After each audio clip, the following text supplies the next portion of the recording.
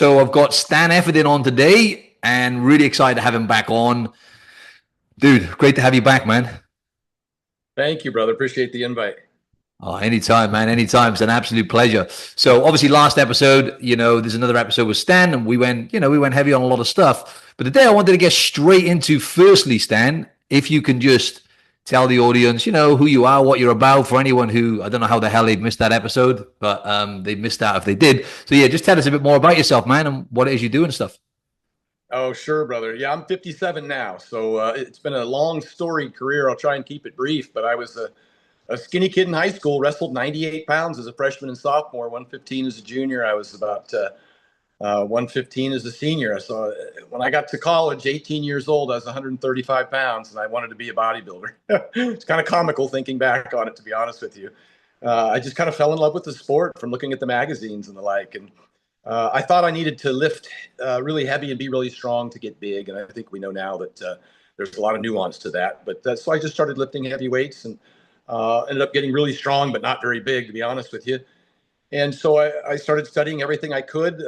I got a degree in psychology, a science degree at the University of Oregon. And I spent 2 years of postgrad in exercise science and just trying to maximize everything I could about learning about sports. And I was training athletes at the University of Oregon, football players and track athletes. And I was a high school soccer coach. And so it was just everything I did was kind of involved in, sports and hypertrophy, strength, and sports performance. And so now I've spent 25 years competing. My first show was in 1988, and ultimately it wasn't until 2009 that I got my IFBB Pro card and started setting world records in powerlifting for about the ensuing 5-6 years, and then stopped competing in about when I turned about 45 years old. So it's been about 12 years since I've been competing, but I've been training. A lot of people associate me with a lot of the athletes that I work with, the Hafthor Bjornssons of the world and the Mitchell Hoopers and Brian Shaws and the current heavyweight UFC champion John Jones and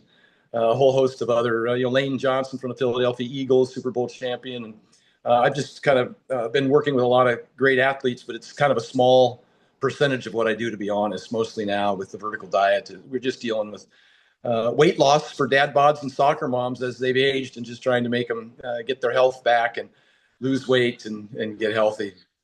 Awesome, man. Yeah. Gordon Ryan as well. I want to get into the athletes and stuff and how that is. Well, I didn't train Gordon Ryan, but he did stay with us, with me at John's camp. And we did work on his diet for a couple of weeks there. When I did ask him what was going on with his nutrition, because he had a history of digestive distress and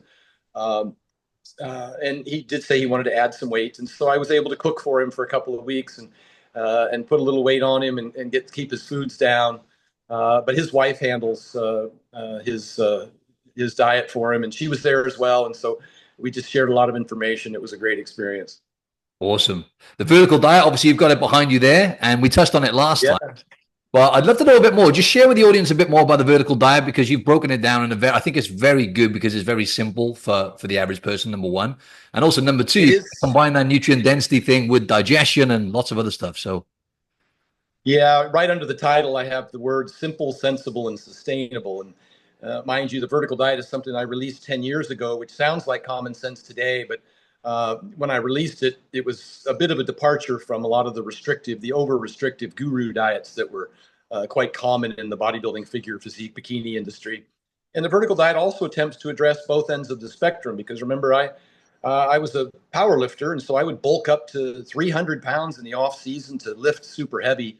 And then I was also a professional bodybuilder, so I would diet down to single-digit body fat in order to be conditioned enough to compete on an IFBB stage. And so the vertical diet is intended to address athletes on both ends of the spectrum, and of course, as mentioned, the general population in terms of weight loss and lean mass gain.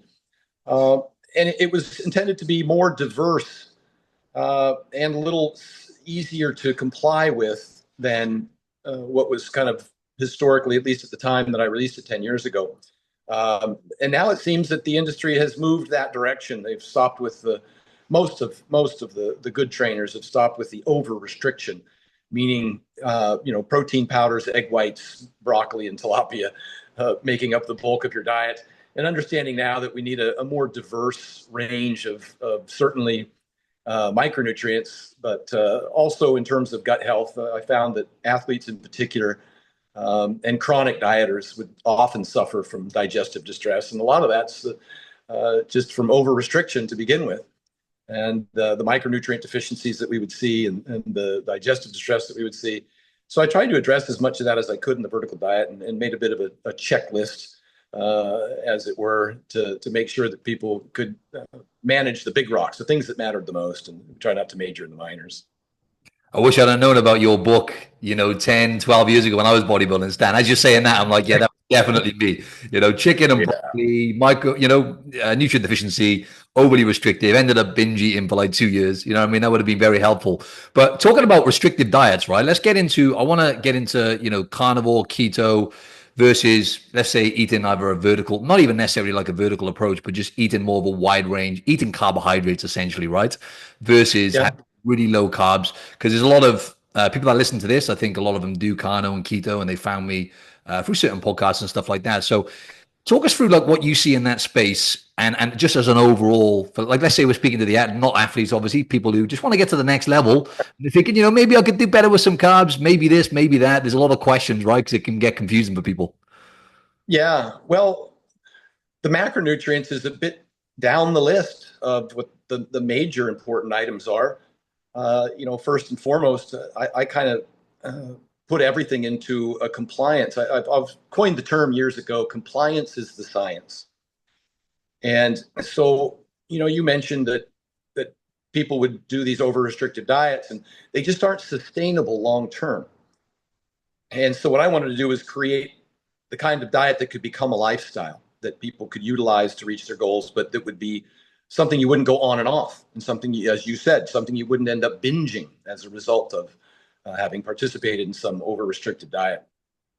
So compliance is the science, and I judge everything based on that, first and foremost, because we know that there's multiple paths to the same destination, that you can do quite successfully a keto diet or a carnivore diet or a vegan diet, all of which I refer to as dietary restriction. This will go into the CR, DR, and TR category here. We'll talk through those very quickly. CR, DR, and TR. All diets fall into one of those three categories, CR, DR, and TR. And I'll explain what those are. Either calorie restriction, that's where we weigh and measure our food, and we read food labels and check the calories, and we might log that in an app. Okay, that's our CR, that's our calorie restriction. DR is dietary restriction, as mentioned, carnivore, keto, vegan, anything that tends to eliminate a particular macronutrient or food, or replicate the eating behaviors of somebody from the paleo dietary pattern, etc. And then there's TR, time restriction, and we're all familiar with intermittent fasting, time restricted eating via 16/8, 24/2, alternate day fasting. There's all sorts of different ways to apply any of these. What we know now is that any of those methods, presuming you can adhere to them long term, which is the big key component here, not the diet itself, but the dietary adherence long term, can successfully result in, if it successfully results in a calorie deficit and is maintainable or sustainable, it can be a pathway to success in terms of weight loss. There's some pros and cons to each of them.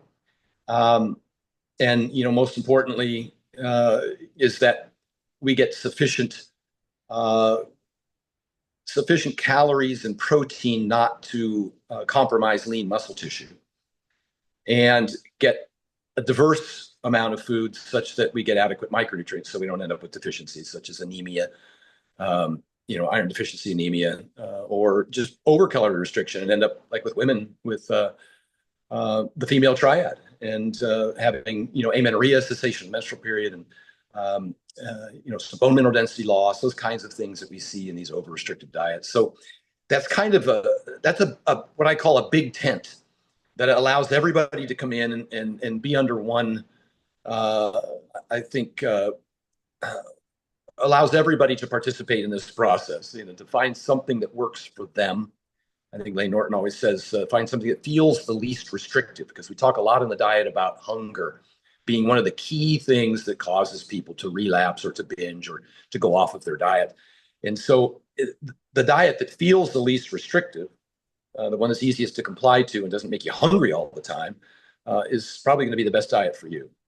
Just a quick one. I'm giving away my peak physique blueprints as a thank you for listening to my content. This blueprint contains my nutrition roadmap, which is going to help you shred fat. And also I put a training program in there, which is the ultimate 9-week training program for you to build muscle and drop fat. Also a bonus ab guide and a home workout program if you've got minimal equipment. Everything you need to get into insane shape in terms of building muscle, losing fat, and also improving your metabolic health. Also, Stan Efferding's link is in the show notes. So all you got to do to download the blueprint is click the link in the show notes and be sure to check out Stan's website to check out the vertical diets and all of his other stuff. Enjoy the rest of the episode.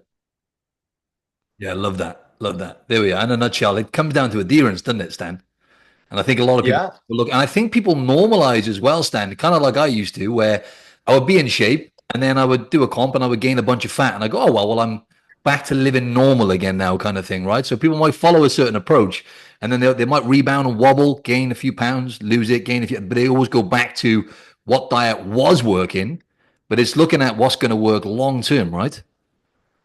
Absolutely. And you just described something that I saw commonly in the industry. Remember, I was training bodybuilders at a very high level, going back as far as the early 1990s.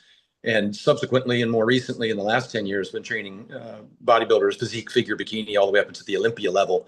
And that's not just bodybuilders and them and the like. I've trained 3 different CrossFit national champions, multiple Olympic medalists, and as mentioned earlier, the athletes in other sports, whether it's football or UFC or strongman. And one of the things that a lot of the dieters experience, as you mentioned, is the rebound. And I would see that very commonly, that they would end up binging and then gaining back an enormous amount of fat very quickly, which often leads to obviously a whole bunch of health problems in terms of digestion, but also depression was very common to see. And one of the things that compelled me to release the book and talk so much about all the problems in what I call the diet industry, the professional dieting industry, bodybuilding, physique, figure, bikini, wellness. It just keeps going on and on and on. But all these people who compete, is that in so much as that used to be restricted to a small percentage of people, as that industry expanded, it started to envelop more and more and more people competing. But then it also started to be viewed by a lot of the general population. These would be the soccer moms that are out there watching these women get on stage in the quote unquote best shape of their life and not realizing behind the curtain that these women were suffering and then subsequent to the show would have these horrific relapses. And so these women would follow these diets and end up with the female triad and a whole host of health problems and hypothyroidism and hair falling out, and then ultimately would end up at the doctor getting medication for depression, which is very sad. And when it started impacting a larger percentage of the population, I wanted to be very vocal about the kinds of problems with those diets and how unnecessary they were. And they didn't lead to any better outcomes and long-term worse outcomes. And so that's what the vertical diet intended to expose, I guess I would say. In comparison to the guru diet, I did a side-by-side and detailed all of the problems that occur with this over-restriction and demonizing so many different foods. We demonized red meat, and we demonized dairy, and we demonized fruit, and we would demonize even salt. And you'd have these people on these diets, and even the egg yolk got pulled out, and a little bit of almond butter thrown in, for your healthy fats.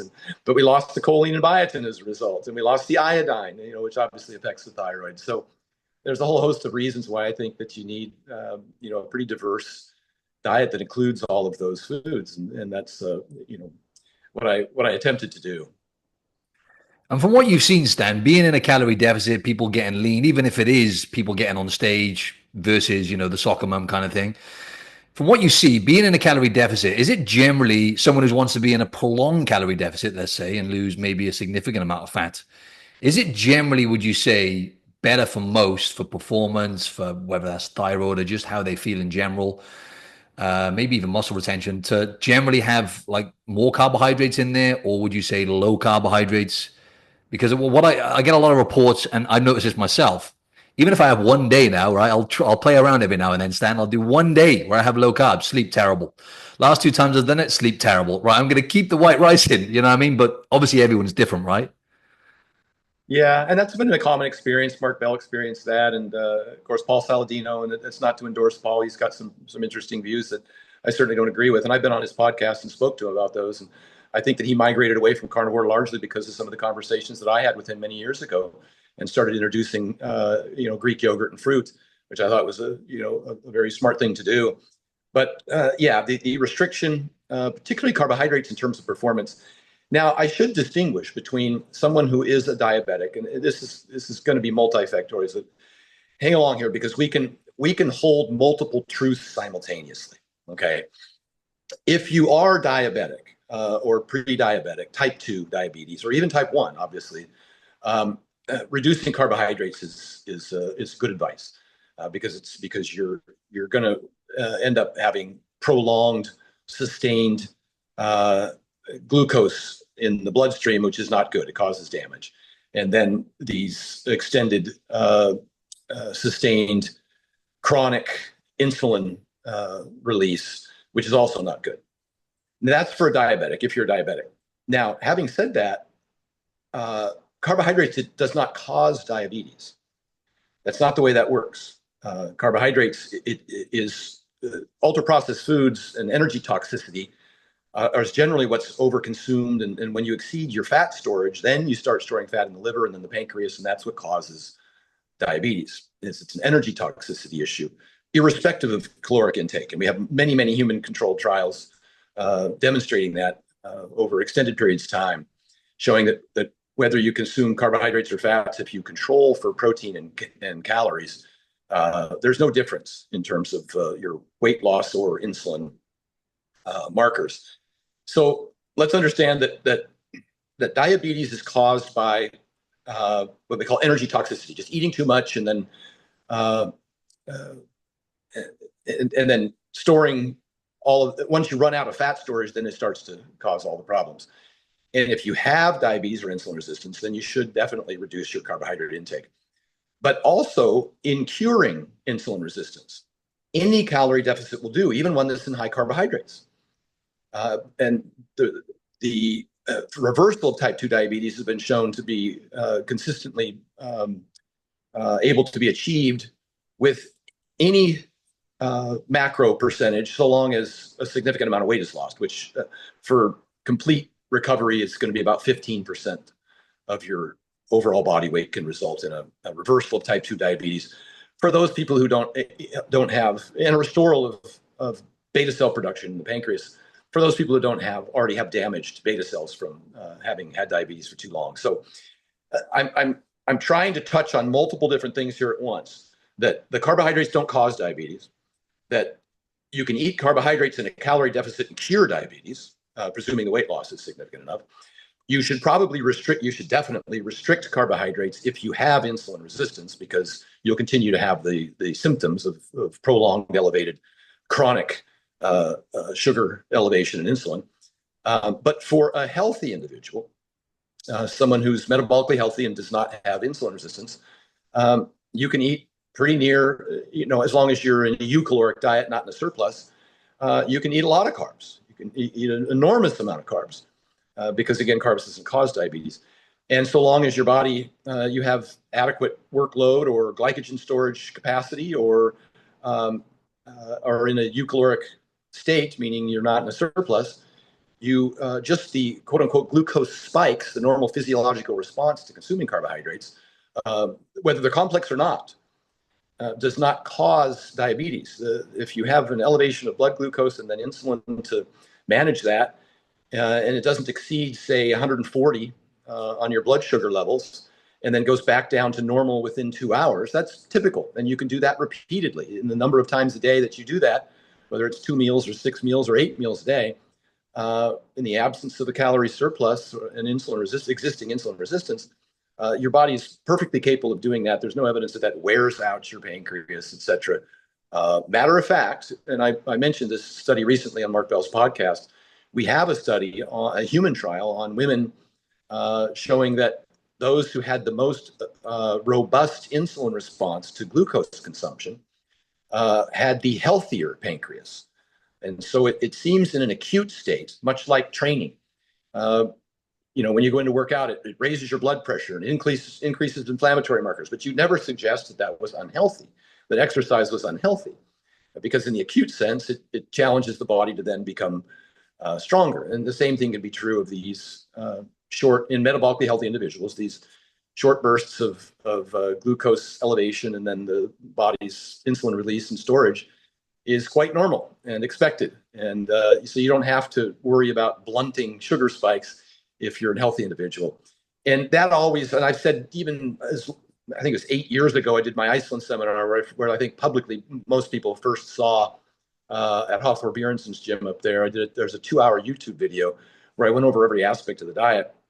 And I spoke about the fact that fats are important. Fats are important for sleep, for hormones, for A, D, E, and K, vitamin absorption. But fats beyond that which provides you a health benefit, and that number is actually really low. Eric Trexler did a nice write-up on that and research over a year ago for Mass Research Review, and showed that as little as 20 grams of fats a day can satisfy your A, D, E, and K and your sleep, and as low as 40 grams of fats a day is sufficient for hormone production. So that's a very low bar.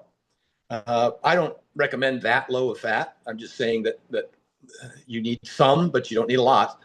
But I do like to leave room for carbohydrates. So fats beyond that which provides you a health benefit do not provide you an additional performance benefit in these in the kinds of sports that require things like lifting, anaerobic type of aggressive sports, sprinting, football, soccer, those kinds of things. And so I like to leave room. So I generally recommend a somewhat lower total fat percentage in the diet, obviously sufficient protein to maintain lean body mass, but the rest is carbohydrates for performance. And you might get two individuals that are both 200 pounds, and one of them might consume 150 grams of carbs a day and eat 2,500 calories.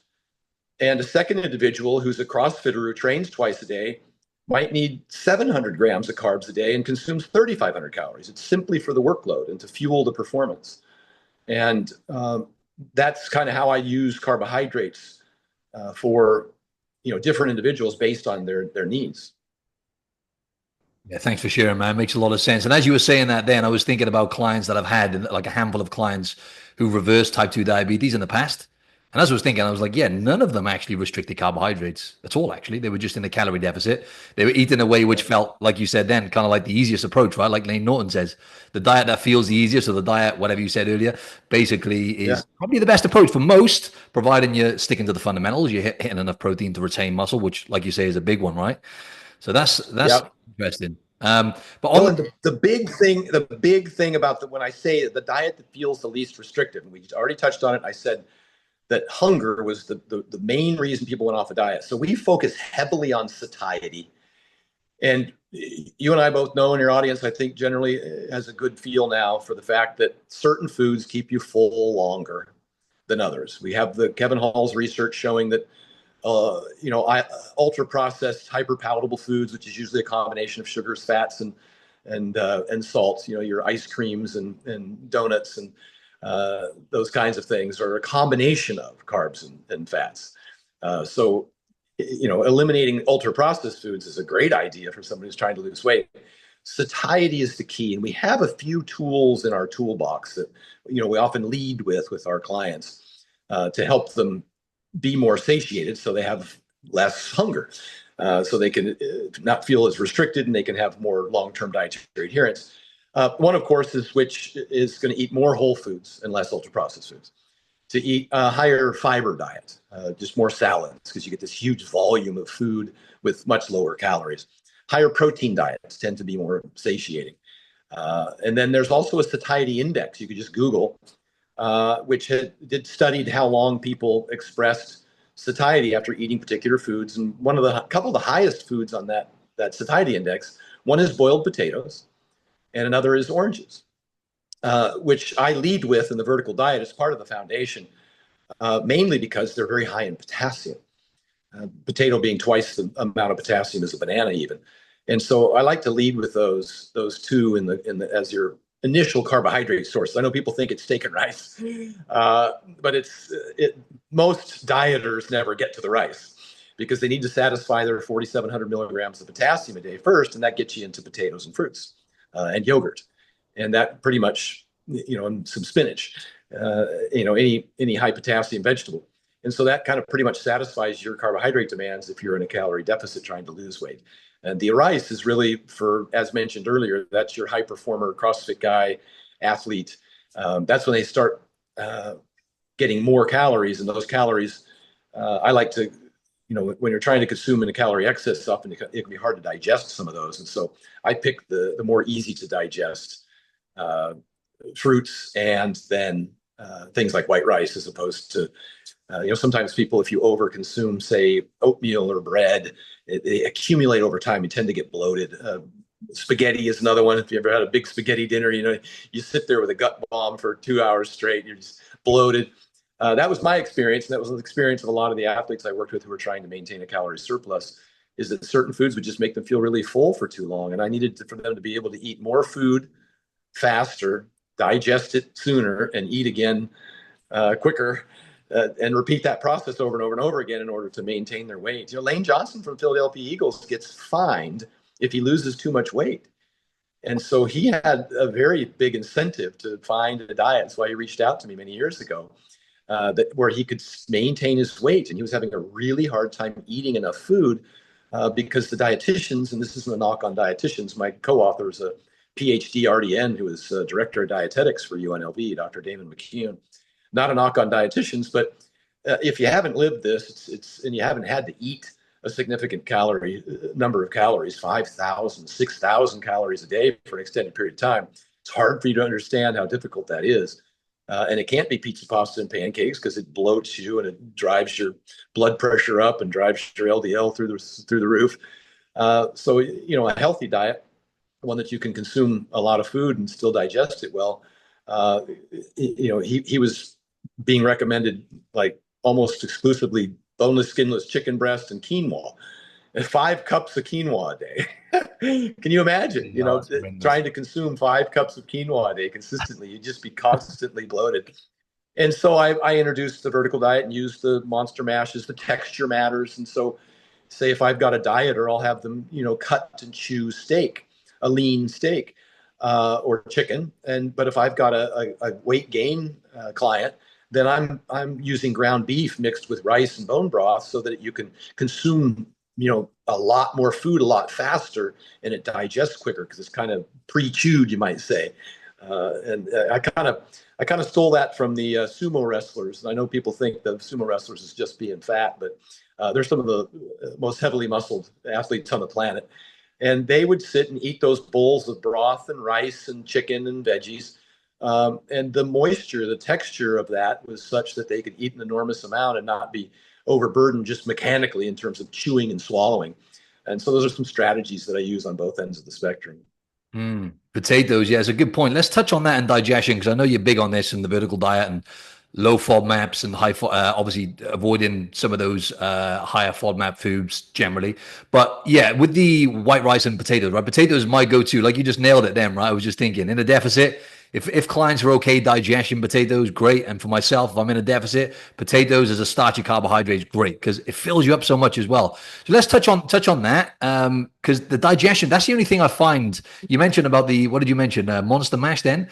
Is there a way with potatoes? Because people talk about anti-nutrients. Let's talk about anti-nutrients and fiber, right? Because, there's kind of a camp online now where it's like, you got to avoid that for digestion and for health and everything else.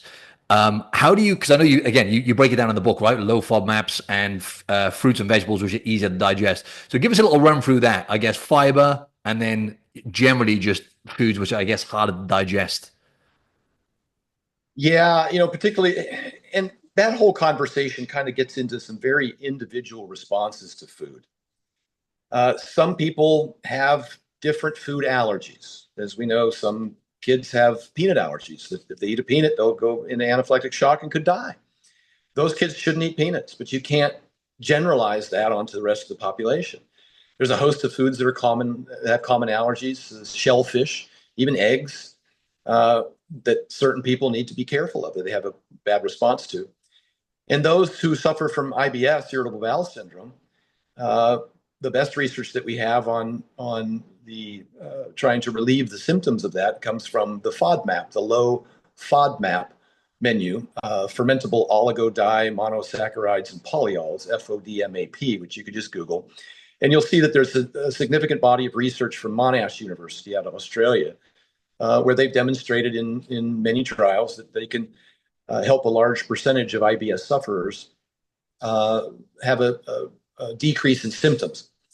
Now, the FODMAP diet is intended to be an initial intervention for people who are suffering from that digestive distress. And then they recommend reintroduction slowly over time, because some of those foods, those high FODMAP foods, can cause pretty painful bloating and gas.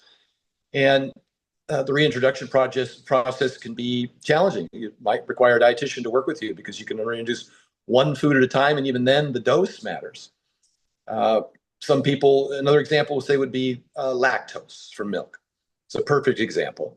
Some people have a whey allergy, and they should not consume dairy, okay, as with a peanut allergy. And then some people are lactose intolerant, which exists on a spectrum. And maybe they can't consume a lot of dairy, or maybe they have to consume a type of dairy that has less lactose. Milk would probably have the most lactose. And then you get into yogurt, particularly a Greek yogurt, has a lot less lactose and has some digestive benefits as a result of the fermentation process. And then you get into cheese, which has almost no lactose, some hard cheeses like cheddar. And then, of course, you have the options of using the lactose-free Lactaid milks that are out there. And I encourage dairy consumption because we've seen Dr. Stu Phillips has put out a lot of information on this recently, that the dairy has an independent effect on BMI and performance, independent of protein, independent of calories, independent of calcium. And so, dairy can be very beneficial, obviously, for the calcium. He's recommending 3 servings a day. And we see that's important primarily for women, along with the resistance training to maintain bone mineral density. So that's kind of a lot of words that go into being very cautious about going into this rabbit hole on things like food allergies and anti-nutrients, which is I know that's a big Gundry thing that he was making claims that all these different things, all these different foods would cause a whole host of problems, robbing you of minerals. And but in fact, if you're not allergic to those foods or don't have a specific digestive distress caused by those foods, garlic and onions can oftentimes cause people with IBS some pretty bad symptoms. Anti-nutrients, really, they're in foods like say lectins. You cook the beans and the lectins are gone. Nobody's eating raw beans, right? Another one would be, what's the one in spinach? Oxalates. Well, you eat sufficient calcium and the oxalates are, and then calcium in spinach. Most of the high oxalate foods are also high in calcium. And there are some what we call anti-nutrients in foods, but in small amounts, a healthy population actually makes them healthier. We see this with sulforaphanes in terms of their cancer benefits. All vegetables, as mentioned earlier, in that acute training stimulus with your elevated blood pressure and elevated inflammation, that's kind of the way vegetables work. It's kind of the way how we become more robust with our digestive system, is that our body responds by creating the necessary enzymes and digestive microbiome that can handle these things in greater doses, and it makes us hardier, it makes us more robust, and we just see longer. We see better health outcomes and longer lifespans in those people who eat a variety of these kinds of foods. And so, you can talk about mechanisms all day long, and that's often what these I won't be mean, but these social media influencers and medical practitioners will try and point to certain mechanisms of action, or rat studies or petri dish studies where they megadose a bacteria with these things. But taking that giant logical leap and trying to extrapolate that onto human outcome trials when we have human trials showing the consumption of these very things that they're claiming are going to harm you actually show that they help you in most cases. So, and again, there are certain individuals who have compromised digestion who will respond poorly to, say, a high oxalate diet, and or let's say, what's another one that? Phytates? Is it phytates the other one, or? Yeah, phytates is another one. I was thinking. I mean, you could go on and on with the kinds. It's a small percentage of the population can have adverse effects from certain foods, and you just have to be really cautious about how you then try and extrapolate that onto the general population.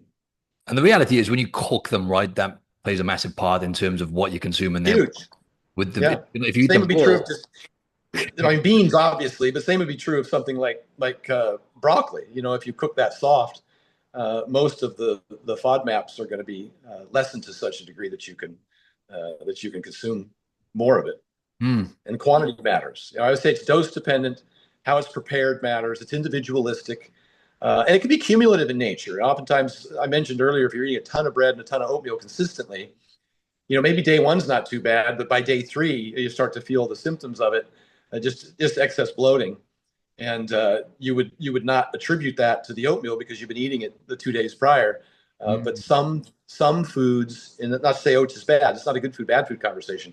But again, dose matters, and the cumulative nature of these foods matters. So you don't want to eat too much of any one food, an excess amount of any one food, because it may accumulate over time into some sort of digestive response.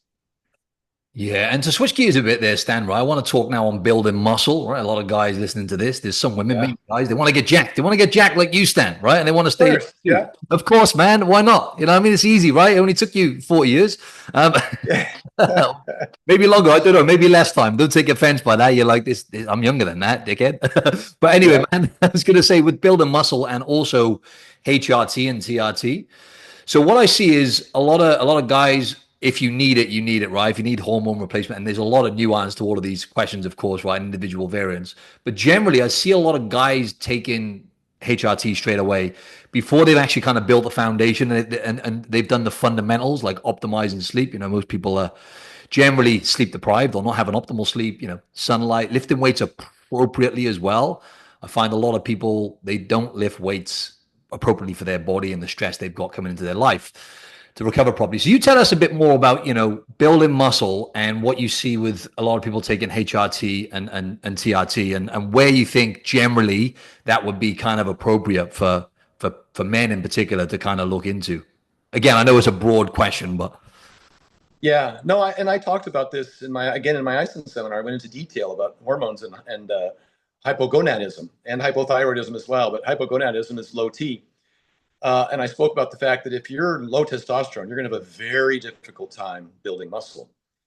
And if you've got a client and you got them in the gym and you're working them out and they're not gaining any muscle, and there are, non-responders and hyper-responders, of course, but and they've been training pretty diligently, and you believe that they're honest about having been consistent with their nutrition and protein consumption, and if they're not able to gain muscle, primarily if they're having, some energy deficits and some libido issues, etc., then, getting a blood check for testosterone is a pretty good advice.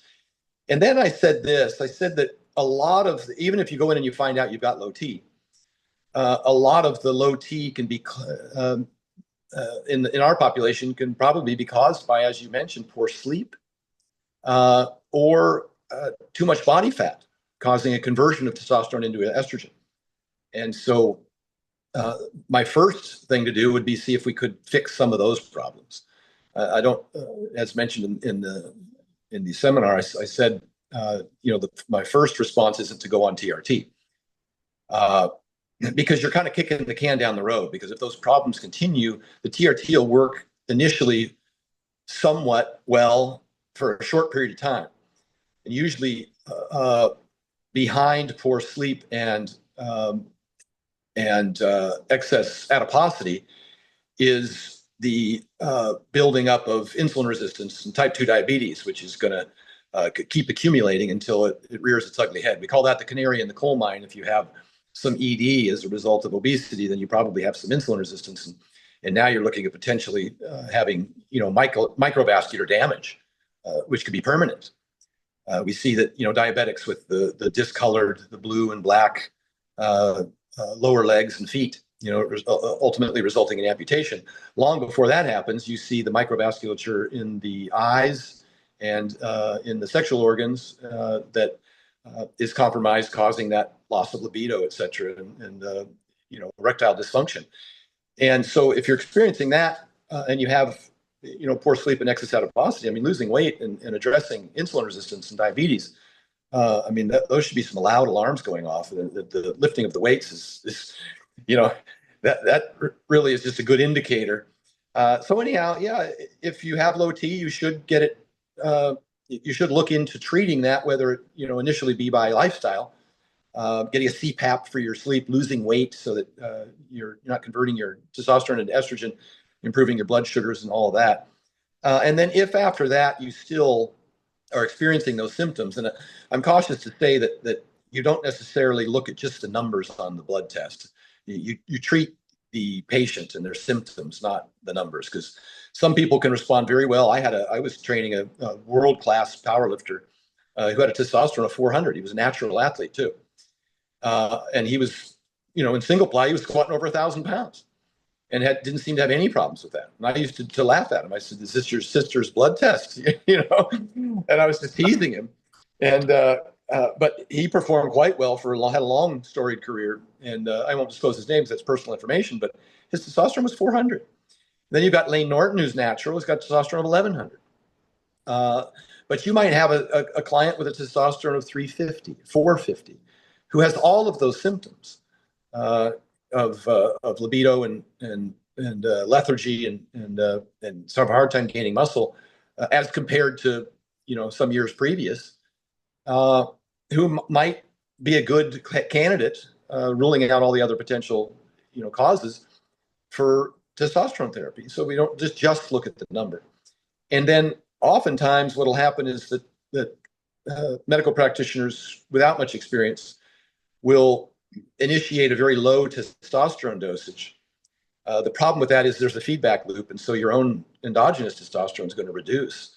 And so sometimes you might just be leveling the teeter-totter out, because you'll add in a little testosterone, then your body will, reduce its endogenous production, and you'll kind of be right back where you were, and you don't really experience an improvement. And in a case like that, with subsequent testing, I know folks are looking for that normal range, but we see in studies there's a dose-dependent response in terms of strength and lean mass gain. Then the people who get, I think in those studies, 100 milligrams a week didn't really show any increase in lean mass. 200 milligrams showed a little more, 300 even more, 400 even more, all the way up to 600 milligrams a week. And it's not my proposal. I'm not suggesting that. I'm saying we have human trials showing there's a linear dose response from everything from 100 milligrams a week to 600 milligrams a week of testosterone. And this includes on people who don't even work out. So there is some, and we didn't see an extraordinary amount of adverse health outcomes, even at the highest level. Had a little bit of elevated RBC, hemoglobin hematocrit, and maybe a little dyslipidemia, which could be managed with a better diet, if not some intervention with ezetimibe or something like that. But we didn't see a significant increase in blood pressure in those people. It was small, but not. I don't think it was significant in terms of how the science would define it. And I'm not suggesting that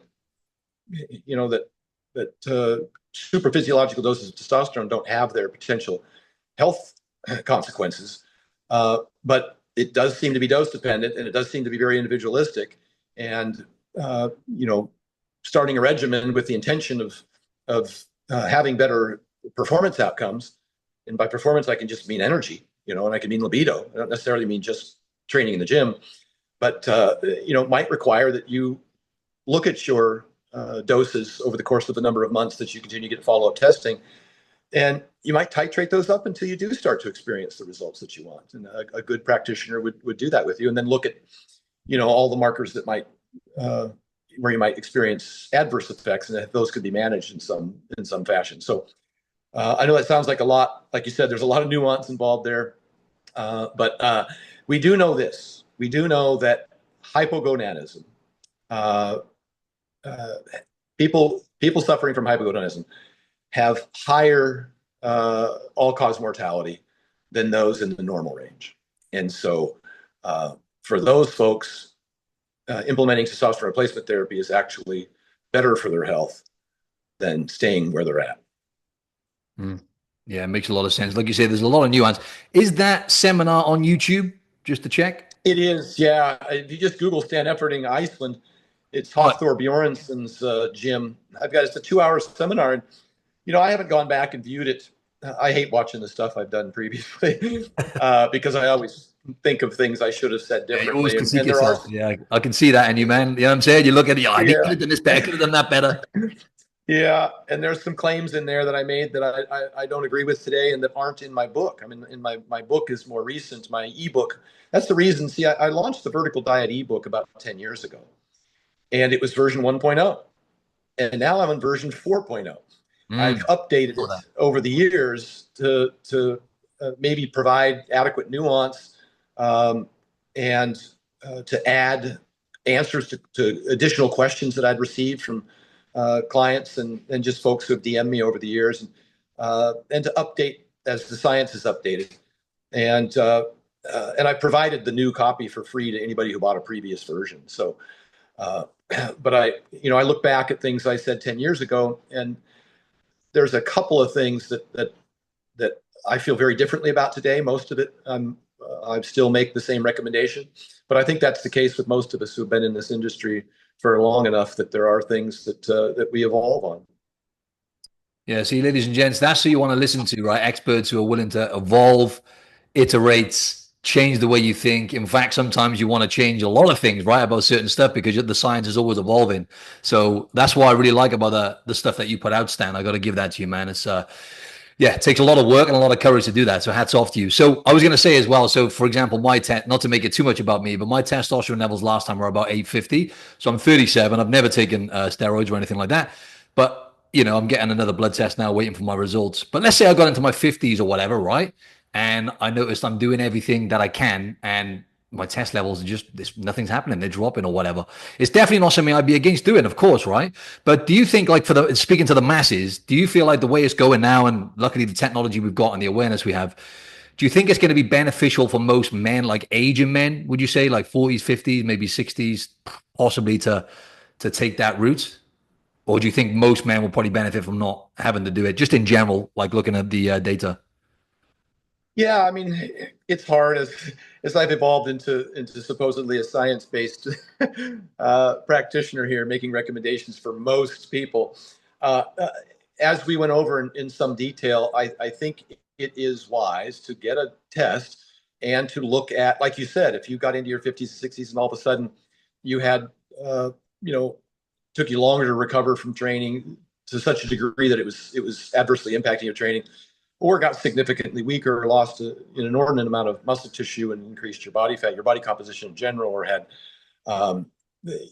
just chronic lethargy or all the things that, and of course, libido and all those things. If any of that became unacceptable to you, then that would be a good path. Now, I don't follow, I think it's James Smith. Is he out of Australia or the UK? Yeah, he used to live in the same apartment block as me, actually. Yeah, he's still in Sydney. Okay. Yeah. Yeah. I did see a video of him recently. Again, I've always liked James' stuff. He's entertaining. And I think he's been pretty spot on most of the stuff I've seen. But more recently, he's taken some heat because he disclosed that he got on hormone replacement therapy. He got on testosterone. Yep. Yeah, I saw that. I don't think he's anywhere near my age. I think he's in his 40s. Oh, he's younger than me. I think I'm 30. I think he's about 35, 36, something like that. Yeah. Okay. So, but he said this, and look, it's not for me to judge one way or the other. Obviously, I've been using performance-enhancing drugs for 30 years. But he said this, which I thought was really important. He said he really didn't enjoy training anymore. And he would find himself only going to the gym maybe once a week, and then even then he didn't want to be there. His schedule has obviously gotten very busy. And I spoke about a time in my career. I have a video on YouTube called "Stress for Success," when I spoke about having all sorts of problems with when I was running my businesses, and because I had gotten away from the good habits, I'd stopped going to the gym, of all things, and I'd stopped, and my sleep was compromised, and my diet stunk, and I just completely put everything into my business and was burning the candle at both ends. And I went and read a book by Jim Lohr called "Stress for Success," and the book was all about the healthy lifestyle habits. I was looking for something like some magic stress management technique, like what was I thinking about? I can't remember, but the words are escaping me now. But all the book was about was sleep optimization, regular exercise, and a healthy diet. And it just sirens went off in my head as I sat there reading this book, that the obvious nature of what I guess it was meditation was I was looking at earlier. Somehow I got on this word massage, and I guess it was massage.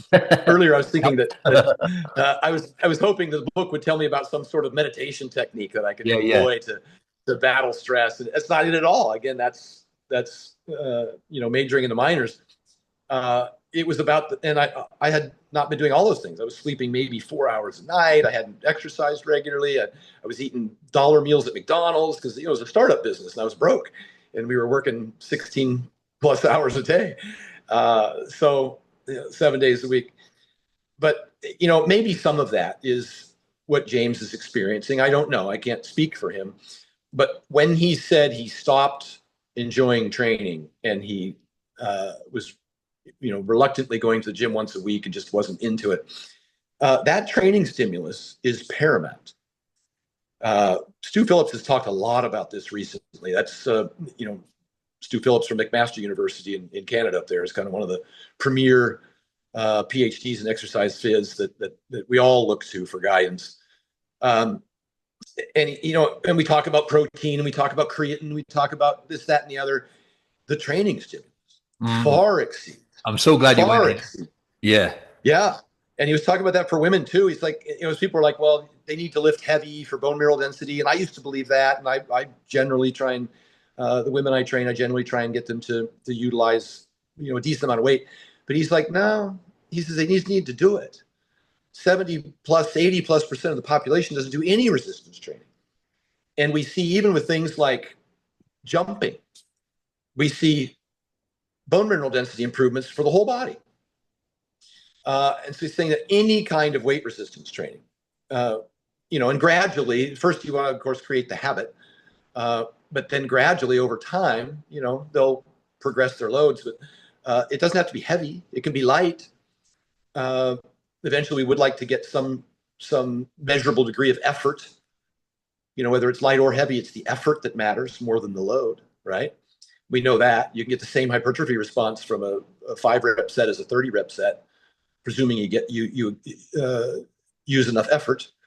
And anyhow, it's just, if you aren't doing the work, you need to do the training. And that drives everything else, even in a calorie deficit, even in a significant protein, with significantly less protein. I think he's done studies with half the amount of protein on 1,000 calorie deficit, where he was able to maintain lean mass over a 90-day period because he had a significant training stimulus. Now, mind you, those people who had the more protein did gain a couple pounds of muscle over the course of that 3-month study. But the people who had the less protein didn't lose any muscle, but they were training. They had a sufficient stimulus. They were coming in, I think, at least 3 days a week, and they were under supervision, and they were training with a decent amount of effort, not heavy weights, some weight, but they were lifting to within, let's just say within a couple reps of failure. How about that? Just till there's an involuntary slowing of the tempo of the repetition. Yeah, interesting. So interesting. And just on that as well, so build a muscle, just to kind of wrap this up. I know you talk about in your book, one of the reasons why was to try and reduce the common pitfalls, right, of the dirty bulk as people are trying to build muscle. So For everyone listening to this now, the fundamentals, if we just talk about train, we know you got to be in a calorie surplus, you got to eat enough to build muscle. So the main fundamentals when it comes to building muscle, training stimulus is key, right? How would you kind of simplify that for people who are looking to a project of, because you need a long time. Let's say you look at like a solid 12 months, consistent for all seasons. You just want to focus on building muscle, getting your physique and your health as a byproduct to the next level. What would you say to people, whether that's just training stimulus and then to avoid gaining a significant amount of fat? I think that's where a lot of people fall down. Yeah. Well, interestingly enough, there's a good body of evidence now suggesting you don't even need a calorie surplus to build muscle.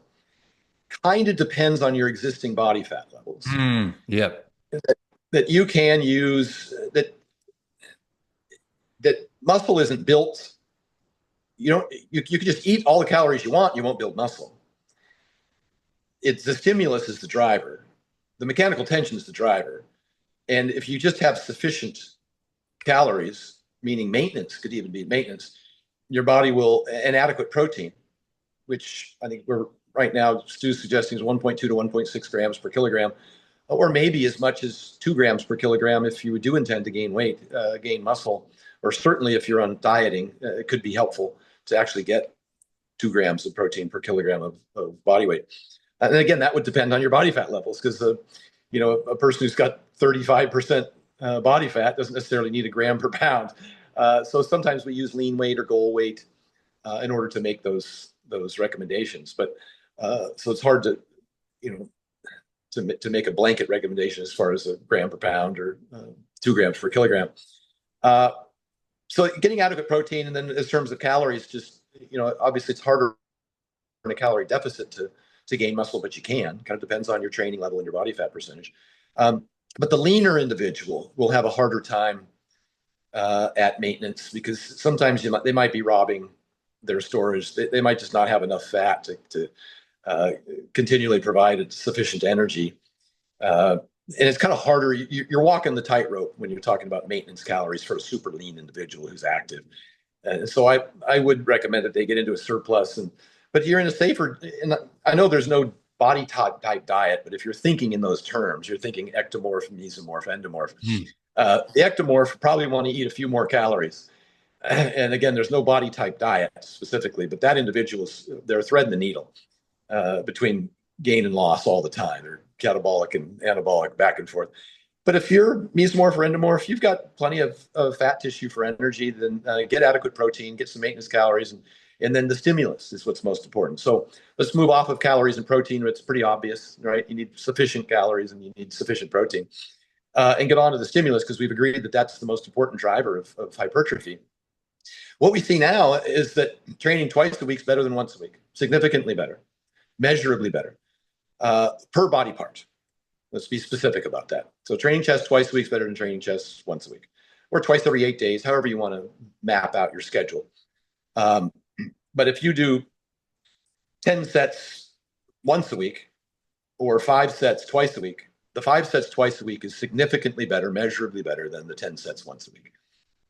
So that would be the first thing I would do, is try and design a program for someone where they try to hit every body part twice a week, and maybe prioritize those that they want to work on more than others, because you have a limited physical capital to invest, and we got to be cautious how much volume we throw at you so that you can actually recover from it in that time frame.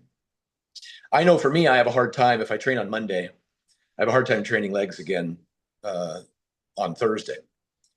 Because it's only 2 days rest, and legs is hard. And I'm at the stage at which, and throughout, most of my career, I was squatting up to 800 pounds. And so I know that's not a hypertrophy workout, but even things like leg press, I would have, 16 plates on the side and getting sets of 8 to 10. That's a significant amount of fatigue accumulated. And so I might need 3 days to recover. But so I don't want you to go in there and force yourself to train before you're actually recovered.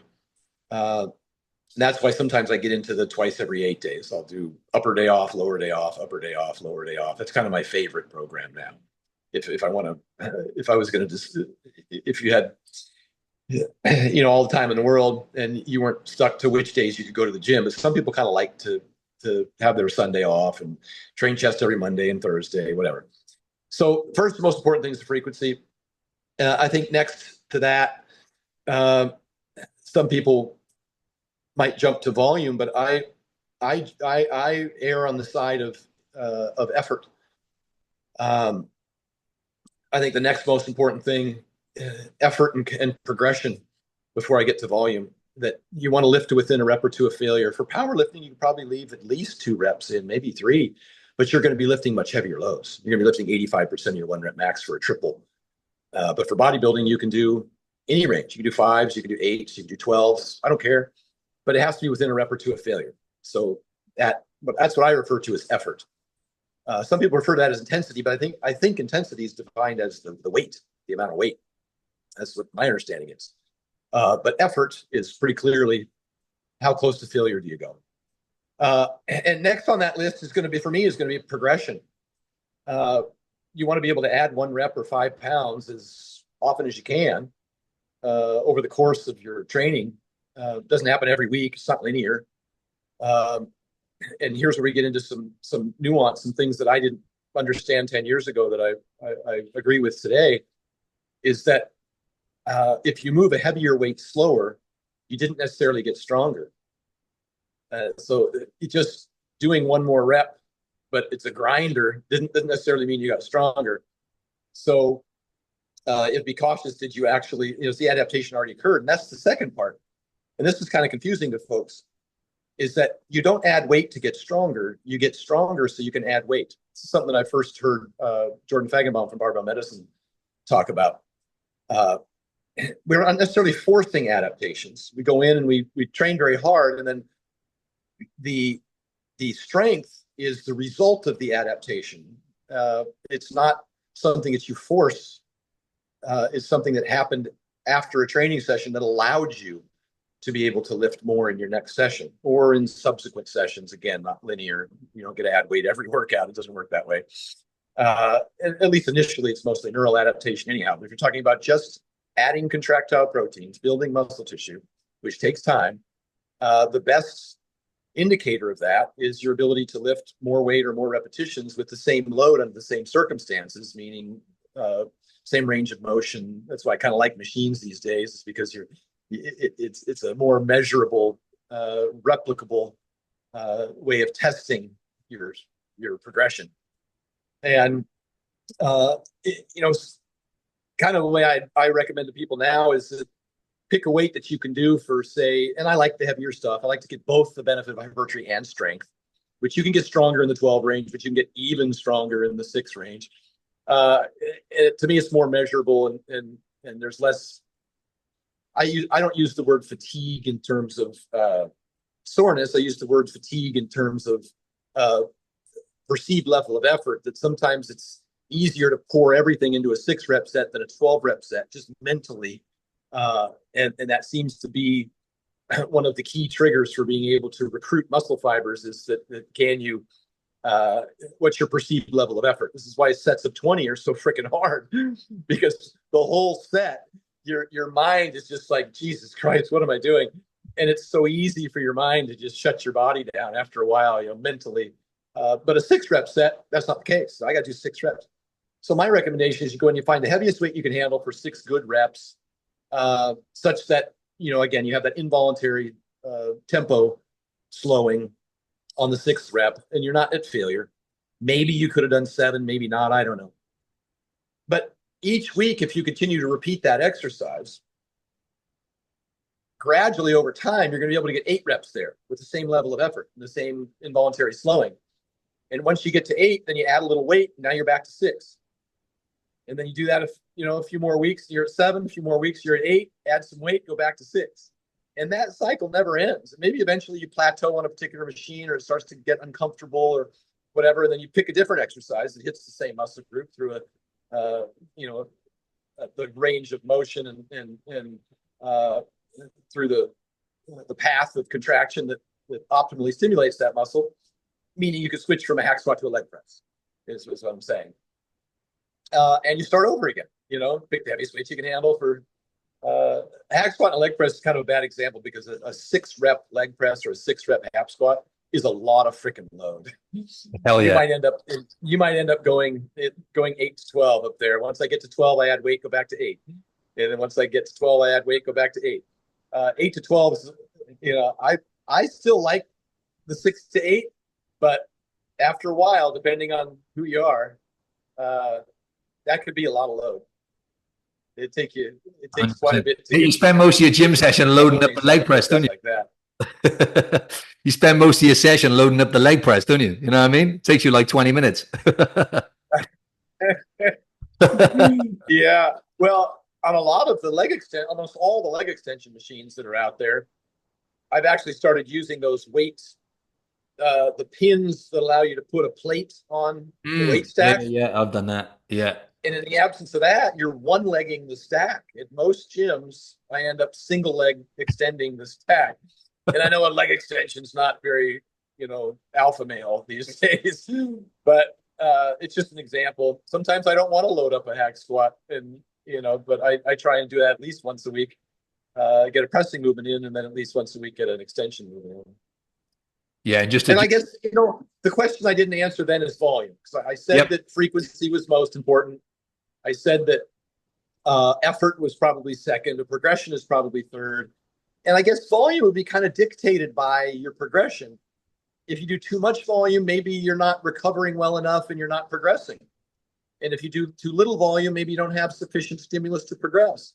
I would opt to do as little as possible to get progression. And if I was progressing, why would I add more volume? It just seems like because you do get diminishing returns. And once you get past, we've seen lots of studies. I think Jeff Nipper did a pretty good job on his video looking over all the evidence out there that once you get beyond 5 or 6 sets for a particular muscle group in a given workout, the fatigue to stimulus ratio skyrockets and you get significantly less return on that investment. We call diminishing returns. Your first set, you get a great, stimulus, and that's a fantastic bank that's great. Second set, you probably get half again as much. Third set, half again as much as the second set. You can see it starts, the significance of each subsequent set in terms of diminishing returns becomes less and less and less. Now, that's not to say I haven't done 16 sets per body part, doing double splits with Flex Wheeler 6 days straight a week and push-pull leg, push-pull leg.